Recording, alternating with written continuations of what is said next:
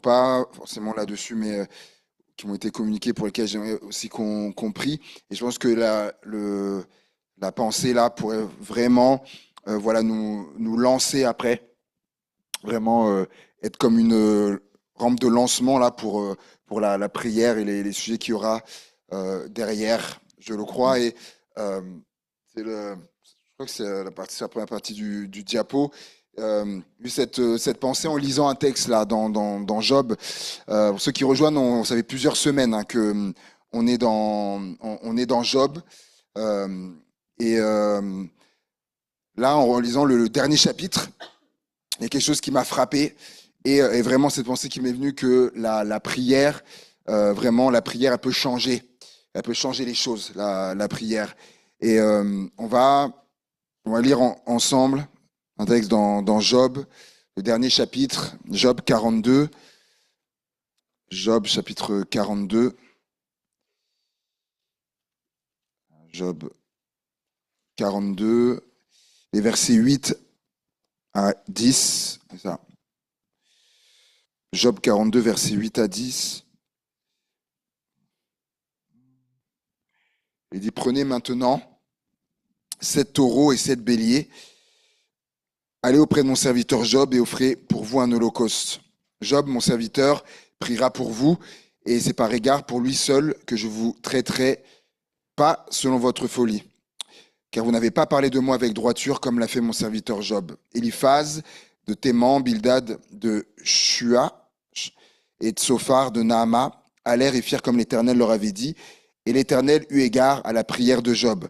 L'Éternel rétablit Job dans son premier état, quand Job eut prié pour ses amis, et l'Éternel lui accorda le double de ce qu'il avait possédé. Amen. Alors c'est en lisant ce passage-là, hier ou avant-hier, je sais plus, ça m'a vraiment frappé. Et ce qui m'a d'abord frappé, c'est que dans ces trois versets, donc 8, 9, 10, trois versets, à trois reprises, revient la notion de prière. Trois fois en trois versets. Donc au verset 8, il est dit, mon serviteur priera pour vous. Au verset 9, il est dit, l'Éternel eut égard à la prière de Job, ça fait 2. Et verset 10, l'Éternel rétablit Job dans ce premier état quand Job eut prié pour ses amis, trois fois en trois versets. Pour dire là, à ce moment précis là, l'importance de la prière à ce moment-là, et on va le voir après, donc les conséquences du coup qu'il y a eu de ça. Juste pour rappel, il est dit que donc l'Éternel rétablit Job dans son premier état. Il faut s'intéresser au mot.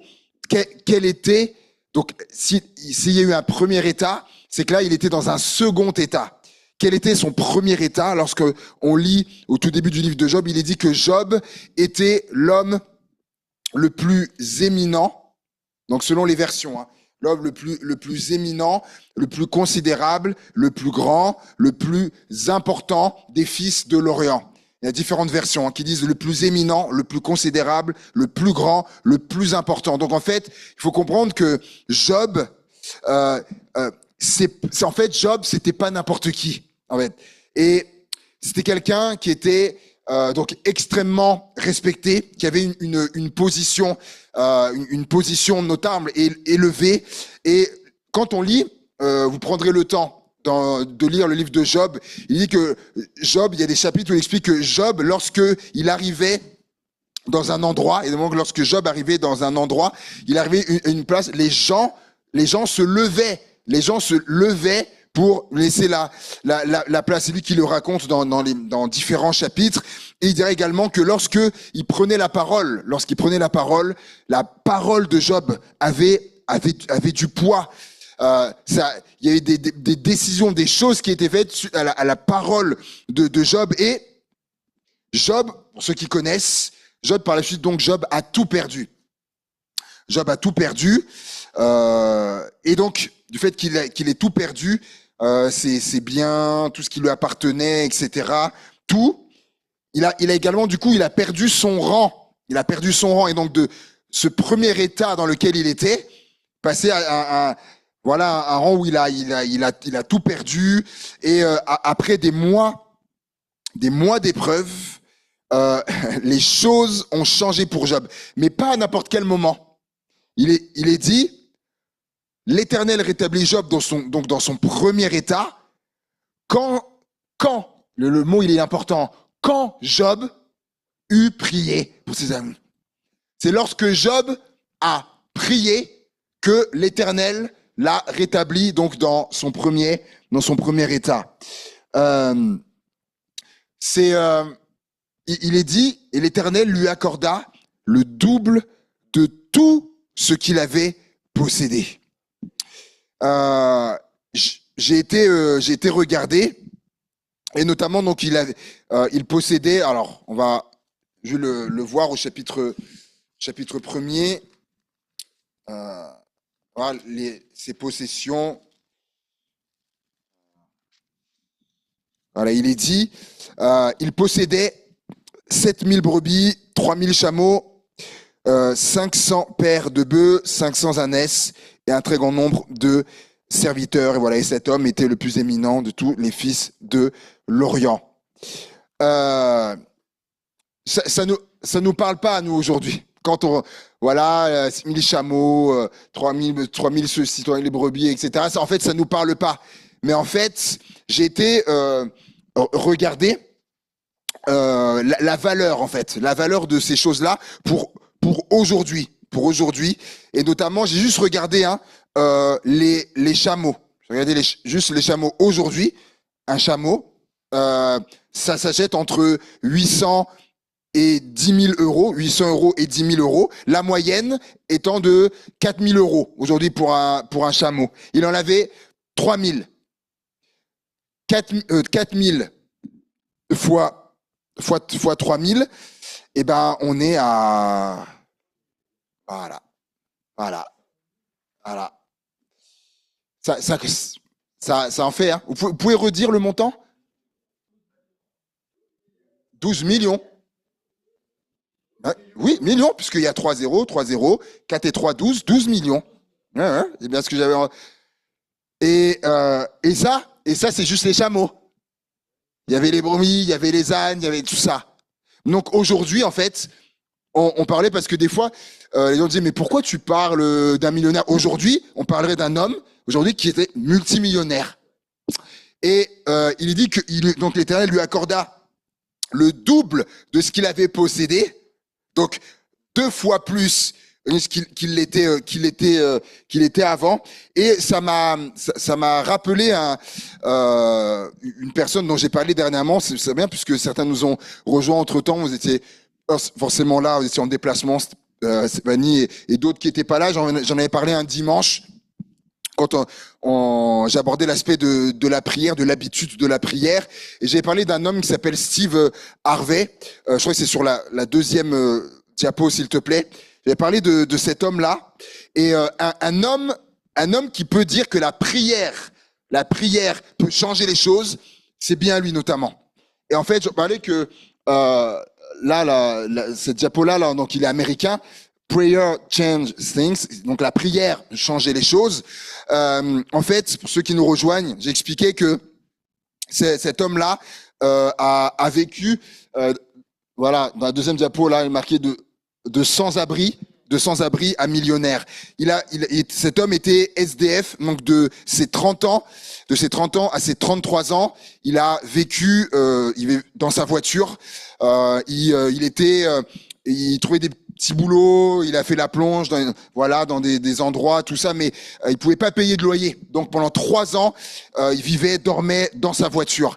Et à un moment donné, il s'est rappelé les paroles de sa maman qui était chrétienne et qui lui avait dit lorsque un jour si tu sombres ou t'es au fond, elle lui avait dit rappelle-toi de la prière, n'oublie pas la prière, prie, n'aie pas honte de prier, ne sois pas trop orgueilleux pour prier. Ces paroles de sa maman sont revenues et il explique, il y a des vidéos sur internet, il le dit, pendant une période, chaque jour, il a commencé du coup à parler avec Dieu, à s'adresser à Dieu. C'est ça la prière.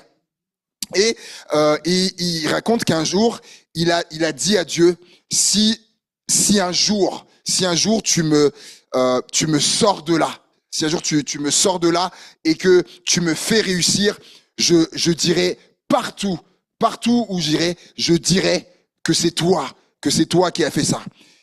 Et par la suite, il a commencé à être contacté parce qu'il a fait un bon humour et à faire des shows, etc., pour l'humour, acteurs, des films, etc. Et puis, ça a commencé à prendre de l'ampleur, à prospérer, les affaires, la radio, différentes choses, et à son émission. Et aujourd'hui, cet homme, il est aujourd'hui multimillionnaire. Mais c'est pas ça qui est important, c'est que dans les vidéos que vous pouvez regarder, il parle de Dieu tout le temps. Il dit aux gens de se tourner vers Dieu, d'invoquer Dieu. C'est Dieu qui est la source de tout. C'est Dieu qui peut faire. Et Dieu, il dit Dieu qui peut changer les choses. Et il le dit, c'est par la prière. Il a vraiment, tellement ça a marqué sa vie, il le dit que la prière peut changer les choses. Et ce qui est intéressant, c'est que il est dit que l'Éternel rétablit Job dans son premier état et l'Éternel lui accorda le double de ce qu'il avait possédé. Je fais exprès de faire ça parce que l'Éternel rétablit Job, il lui accorda le double. C'est intéressant parce qu'il y a ces deux choses-là et au milieu, qu'est-ce qu'il y a au milieu? Quand Job eut prié. La prière est au centre, c'est un peu comme un sandwich là, la prière elle est au centre de ça et de ce changement-là. Pareillement, en Israël, à un moment donné, entre 3 ans et demi, où il a arrêté de pleuvoir, et la pluie qui est revenue entre ces 3 ans et demi là, au milieu, il y a un homme, il y a quelqu'un qui a fait quoi? Qui a prié. Le changement qui a été amené, il y a eu la prière. Jacques, on va lire ensemble Jacques chapitre 5, verset 17. Jacques chapitre 5, verset 17. Élie était un homme de la même nature que nous. Il pria avec instance pour qu'il ne pleuve point, et il ne tomba point de pluie sur la terre pendant 3 ans et 6 mois. Puis il pria de nouveau, et le ciel donna la pluie, et la terre produisit son fruit. Amen. Le changement, ce qui a changé les choses en Israël par rapport à la pluie, c'est la prière. La prière. Et Daniel, il dit dans Daniel que Dieu est le maître des temps et des circonstances. Et là, on pourrait même dire que Dieu est le maître du temps, la météo du temps et des circonstances, mais il est le maître des temps et des circonstances. Donc, de ce fait, il peut changer les circonstances. Et un des moyens par lequel Dieu le fait, c'est la prière. C'est par la prière. Et un des exemples les plus forts c'est Jacob et Ésaü. Ceux qui se rappellent l'histoire, Jacob qui s'est fait passer pour son frère, qui a reçu la bénédiction qui devait revenir à son frère. Il a usurpé l'identité de son frère. Et son frère Ésaü, quand il va apprendre ça, il va prendre cette résolution de le tuer. Il veut tuer son frère. Et regarde ce qu'il est dit dans Genèse chapitre 32. Allez avec moi, Genèse 32. Et ça, c'est très intéressant. Genèse, chapitre 32. Alléluia. Et on va lire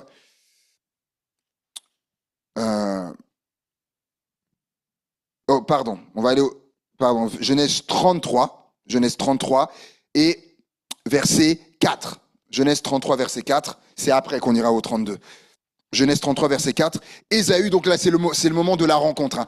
Ésaü courut à sa rencontre. Donc nous, on pense il va le tuer. Ésaü courut à sa rencontre, il l'embrassa, se jeta à son cou et le baisa et ils pleurèrent. Alors là, c'est lui qui venait pour le tuer quand même, finissent dans les bras l'un de l'autre, en train de pleurer, et c'est la réconciliation. On se dit, mais qu'est-ce qui s'est passé? Entre-temps, lui, il vient en plus avec 400 hommes pour le tuer. Lorsqu'il arrive, il court, il vient et il s'embrasse, il pleure, etc. Et bien, vous savez, il s'est passé quelque chose, et ça, c'est formidable. je l'ai eu la réponse notamment dans une visite que j'ai faite d'un chrétien de l'église. Je vais pas dire qui, j'ai pas voilà envie de le mettre spécialement ou quoi dans l'embarras ou quoi. Une visite chez un chrétien et on partageait et il m'a dit, t'as remarqué au chapitre 32 au verset 11, il me dit, alors on ouvre la Bible, on regarde et tout, il a dit, regarde, Genèse 32 verset 11, c'est Jacob qui prie, hein. Et il dira, délivre-moi, je te prie, de la main de mon frère, de la main d'Ésaü, car je crains qu'il ne vienne et qu'il ne me frappe avec la mère et les enfants. À un moment donné, dans le secret, Jacob, il a prié. Et ça a changé les choses. C'est pour ça que j'aime aussi les visites. C'est formidable. On apprend des choses, on partage. Des fois, c'est sur d'autres choses. Mais là, comme j'ai béni ce moment, et parce que il y a une clé là. Il y a une clé. À un moment donné, Jacob, il a prié. C'est pour ça que ça a changé les choses. Dieu, il a changé. Alléluia. La prière peut changer les choses et elle change les circonstances défavorables.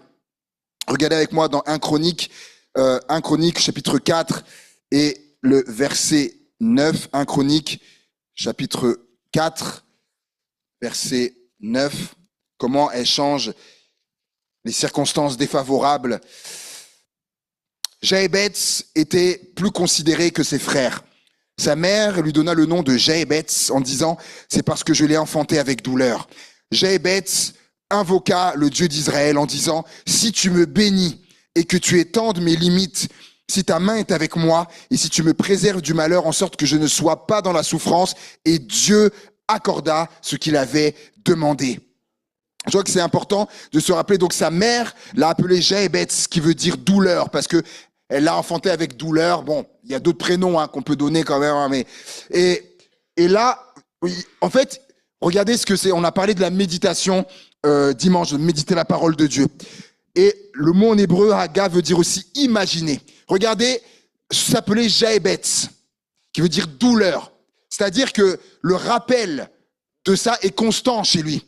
Jaébetz qui veut dire douleur. Oh, par exemple, à l'école, aujourd'hui, oh, douleur. Douleur, passe le ballon dans la cour d'école. Douleur, passe le ballon à la maison. Douleur, va faire tes devoirs. Douleur, viens à table à l'école. Douleur, va au tableau écrire. Douleur, constamment son prénom. Douleur, douleur, douleur, douleur. Il était dans cette situation-là.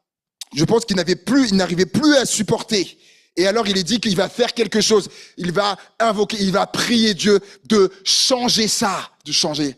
Et il est dit, Dieu accorda ce qu'il avait demandé. Dieu a changé les circonstances, la situation.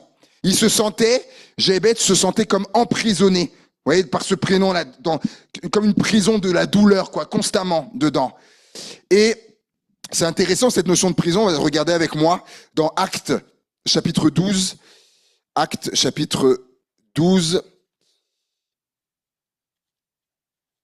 C'est Pierre qui est en prison. Acte 12, verset 5. Pierre donc était gardé dans la prison et l'Église, et c'est ça qui est important là, et l'Église ne cessait d'adresser pour lui des prières à Dieu.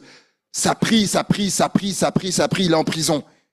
La nuit qui précéda le jour où Hérode allait le faire comparaître, Pierre, lié de 2 chaînes, dormait entre 2 soldats et des sentinelles devant la porte gardaient la prison. Et voici, un ange du Seigneur survint et une lumière brilla dans la prison.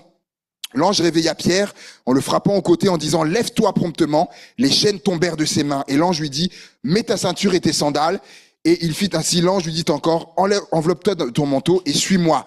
Pierre sortit et le suivit, ne sachant pas que ce qui se faisait par l'ange était réel et s'imaginant avoir une vision. Lorsqu'ils eurent passé la première garde, puis la seconde, ils arrivèrent à la porte de fer qui mène à la ville et qui s'ouvrit d'elle-même devant eux. Ils sortirent et s'avancèrent dans une rue. Aussitôt, l'ange quitta Pierre. Amen. Amen. Pierre, on voit ce miracle qui vit là, libéré de la prison. Mais qu'est-ce qu'il y avait là? Qu'est-ce qui se passait de l'autre côté? Ça priait. Les chrétiens qui priaient pour lui. La prière a changé les choses. De la prison à la liberté. Et d'autres qui vont le vivre, c'est Paul et Silas.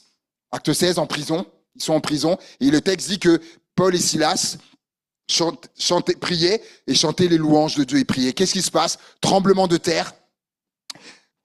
Les portes de la prison sont ébranlées. Elles s'ouvrent. Oh là là. Et là encore, la prière, la prière qui a changé les choses. Et c'est la prison, ça nous parle d'être bloqué, d'être enfermé. Et des fois, il y a des situations dans la vie qui sont comme enfermées, bloquées là. Elles sont comme emprisonnées. Et il faut la prière. Il faut la prière pour que ça change. Au tout début, dans les débuts, quand on est arrivé là, j'avais partagé ce témoignage un mardi soir d'ailleurs. J'ai dit, je vais le redire parce qu'il y a des nouveaux visages qui sont là, qui n'étaient pas là au début, de ma femme lorsque on partait de Nantes à Amiens. Donc premier stage pastoral pour aller, faut le faire un deuxième stage pastoral. C'est bon, tout était en règle. On avait plus qu'à partir, mais il restait une chose. C'était le permis de ma femme. Elle avait commencé le permis et c'était en route là et voilà. Et il voulait pas là-bas non plus transférer de dossier et il voulait pas lui faire passer le permis. Il dit non, t'y arriveras pas, t'es pas prêt, t'y arriveras pas, etc. De toute façon, tu le passeras, mais ils te le donneront pas, etc. Donc ma femme, elle était décontenancée. Et je lui ai dit, du coup, on était bloqués parce que là, on pouvait pas laisser ça en cours. On était bloqués. Je dis, on va prier. Et lorsqu'elle me dit ça, on prie le Seigneur. Même pas 5 minutes après, le téléphone qui ressonne, parce qu'elle était au téléphone avec le téléphone qui ressonne, elle pourra vous attester. Le téléphone ressonne, c'était le gars de l'auto-école qui lui dit, bon, finalement, changement de programme. On était un lundi. Changement de programme, tu passes le permis mercredi. Oh, 5 minutes avant, on lui dit non, je te donnerai pas tu passeras pas et tout. Oh, les amis, la prière. Et elle a passé le permis 2 jours après. Et qu'est-ce qui s'est passé? Elle a eu son permis, du coup. Et on a pu partir, du coup, après à Amiens. La prière. Et ce qui est formidable, et je vais terminer avec ça, que ce soit, je sais pas ce qui est bloqué là, peut-être dans ta vie, peut-être quelqu'un qui nous écoute, ce qui est bloqué là, ce qui est enfermé comme en prison. Mais j'aimerais te dire, prie le Seigneur. Continue de prier. Comme l'Église, prie avec instance. Continue de prier. Et je conclurai avec l'exemple de cet homme-là dans la dernière diapo, s'il te plaît, Babacan. Je sais pas si vous le connaissez, ça va s'afficher. Un qui sait que la prière, elle change les choses, c'est lui. Yanis Gauthier, pasteur Yanis Gauthier. Est-ce qu'il y en a qui connaissent? Ceux qui connaissent, lèvent la main. Ceux qui connaissent. C'est lui. Ok. Donc, quelques-uns ne connaissent pas. Juste rapidement, pour ceux qui ne connaissent pas, les 2-3 qui ne connaissent pas, pasteur Yanis Gauthier, son témoignage, là vous êtes un peu long, il dit « Ancien braqueur, il devient pasteur après avoir lu la Bible en prison ». En fait, avant il braquait les banques, etc. Il faisait les vols à main armée et tout ça.